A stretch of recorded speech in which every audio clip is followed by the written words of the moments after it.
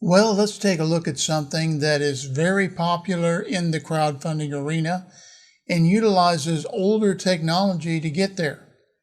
This is not the first, and it's certainly not going to be the last of these technological marvels that are based on something called a TENS device. In fact, this particular one, Relief for Me, the smartest personal pain relief, says up front EMS and TENS on it, and that it is FDA 510K cleared. Remember, cleared is not the same as FDA approved. Now, what exactly is a TENS device? TENS stands for transcutaneous electrical nerve stimulation. It's a battery-operated device that some people use to treat pain. It sends electrical impulses into the nervous system through the skin. What it supposedly does is it blocks the things that, are causing pain, the transmission of impulses through the nerves. The question comes up, of course, is are they safe? And here's why they're cleared by the FDA. Cleared by the FDA indicates that there's no indication that they found that it's going to be absolutely harmful to you. Now, there is a risk of mild shock if the device is faulty or maybe cheaply made, but it simply means that they're also too weak to be dangerous, and in a medical center, the risk of too much electrical impulse is just way low. Now, if you are over-treating yourself in a self-treating atmosphere, it can cause some miscommunication around where the electrodes and the pads that you buy can be placed. You don't want to use one on skin that doesn't have normal sensation, that is, feeling, or on any part of your head or face. So those TENS units that are being seen for things like wrinkle busted, pads around the eyes are somewhat sketchy. Any part of the throat and both sides of the chest or trunk at the same time. Why? It sets up a circuit through your cardiovascular system around the heart, which could be dangerous for certain people that have certain conditions that are undiagnosed. But moving on to Relief for Me, the smartest pain relief device that you can get. Well, it's out of Hong Kong in the Northern Territories, or the New Territories. I forget what NT means. They show you exactly where you might want to put it, on your arms, on your legs, sitting in your silly shorts, somewhere on your thigh for reasons known but to Hugh Hefner, I suppose. And of course, if you're exercising so much that it's causing you muscular duress, use a TENS unit instead of maybe, discontinuing that exercise for a while. But the thing that really is amazing, this is a campaign that has been killed, for at least for now, by coronavirus. On April the 3rd of 2020, they stated they're going to stop their campaign. Now it's now 4:20 p.m. on 2020. It hasn't happened yet, but it sounds like it's going to. What it boils down to, coronavirus is interfering with people's ability to do business, even in the crowdfunding sphere, and even campaigns like this one know it. But don't worry, they'll keep roaring back, and we have a very warm place reserved for them in crowdfunding hell. Are you sitting around in self-imposed exile, thirsty because all of those mugs that you have that are made out of the skulls of your vanquished enemies, they need to be washed, but you're still thirsty? Well, here's a solution. Get a mug from the Crowdfunding Hell Parisian Workshop. Get something today made lovingly by the gnarled hands of our inmates. The link to get these mugs is below.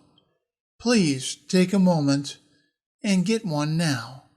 We would appreciate it.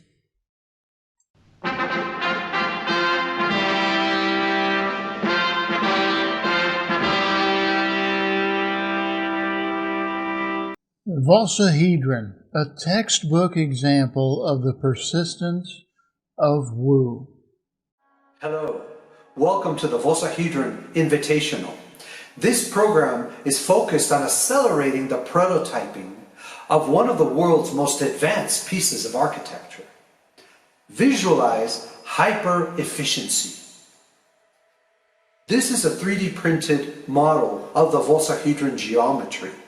It is a dome based on biomimicry principles learned from studying the cactus in Baja California, Mexico, and also looking at how to balance symmetry and coherence to have what is known as vector equilibrium. This means this structure is intended to withstand hurricanes of category 5.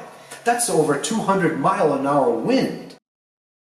For those of you who are playing along at home at this point, I want to ask you a very serious question concerning what this New Age guy is talking about. How many buzzwords did he load up his previous statement with? Buzzwords that basically were there simply to fill space, make it sound like it was something serious and intellectual. Go ahead, go back, count them. I'll wait. And when you get the total, be extremely impressed.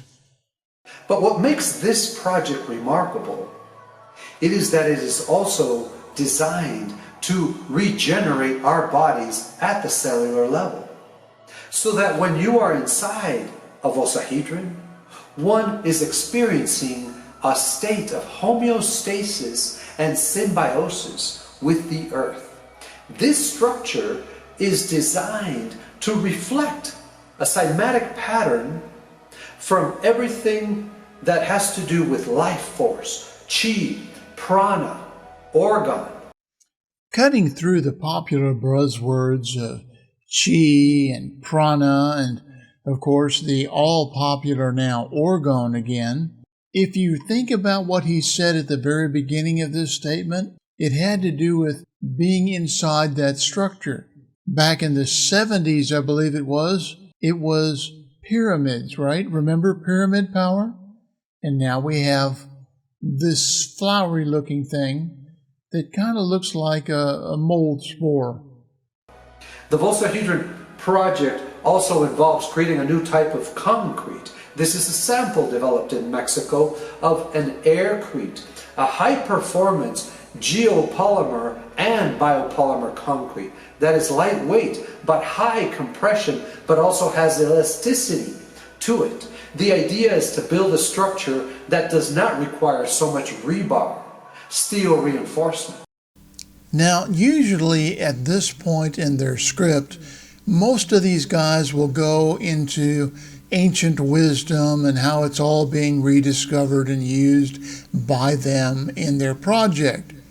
Here, he departs from the normal script by talking about developing a whole new material and not using as much rebar. Rebar, of course, was discovered over the years to make structures safer, stronger, and more long-lasting. You figure out whether or not any of that makes any sense to you, and let's go on. This project is also a teaching project for a generation that can learn how to harvest their own water, create their own coherent, clean electricity. How about a generation that knows how to build their own house in about a month and be able to live in a healthy wellness lifestyle? Yeah, let's talk a little bit about being able to build your own house in about a month. We can do that now with currently available techniques, right? But these are the usual pie-in-the-sky promises that Woo gives you. I don't know why he wants to repeat it, but there it is. Look at the perks in this Indiegogo campaign. This is one of the pieces of Volsa Original called Eating from the Tree of Immortality. Look for this painting as one of several other pieces of artwork we're going to be offering.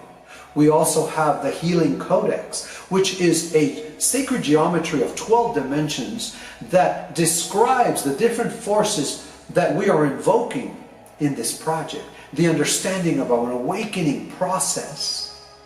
Imagine architects and engineers that know that humans are going through an awakening process. We're going to want to live in different kinds of houses. We also have an opportunity for a larger sponsorship, a patronage. So this is really for entrepreneurs, organizations, foundations that would love to see this project come true. Well, let's talk a little bit about the fellow that's behind this and why that might be kind of an interesting claim to make.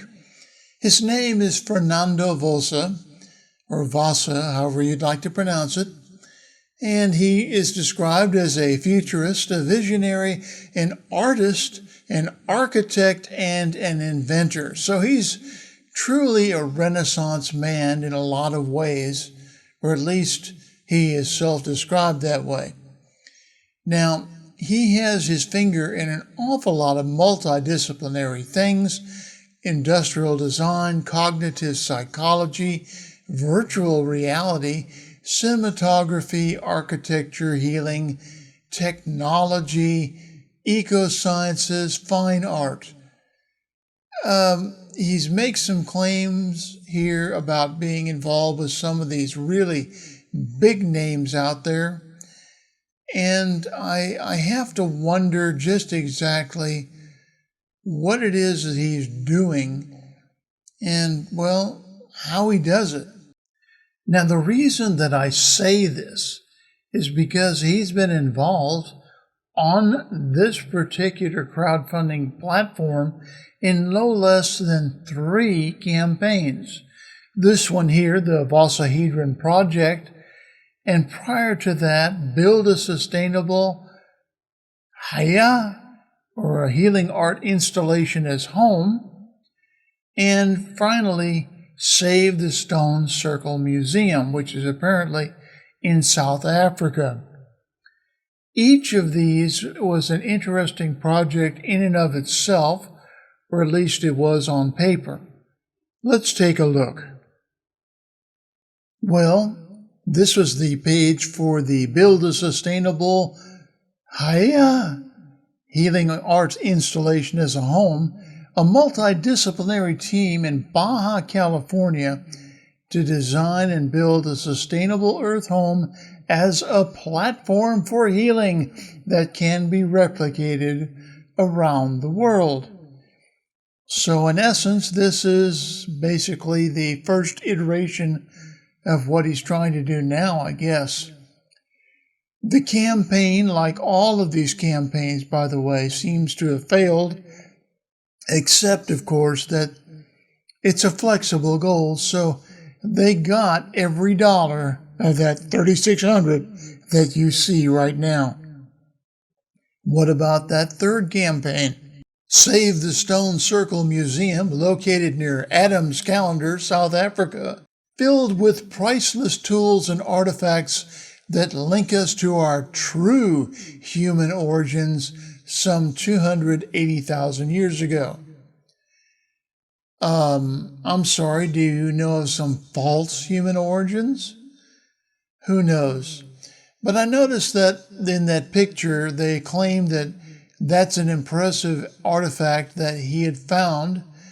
It was a beautifully carved bird statue. I don't necessarily know ancient art, but I know that that looks nothing like a bird to me, but that's neither here nor there. But like the other things that they had put money towards, flexible goal, and just over $3,000. These are projects that would appeal to the woo crowd, the artsy-fartsy crowd. I have absolutely no idea why anyone really is wanting to support them, much less as a crowd-funded item. But all I can tell you is that they occupy their own wing here on Crowdfunding Hell. Brought to you by YouTube, which reminds you to subscribe and hit that bell to be notified of any new videos that come out on Crowdfunding Hell.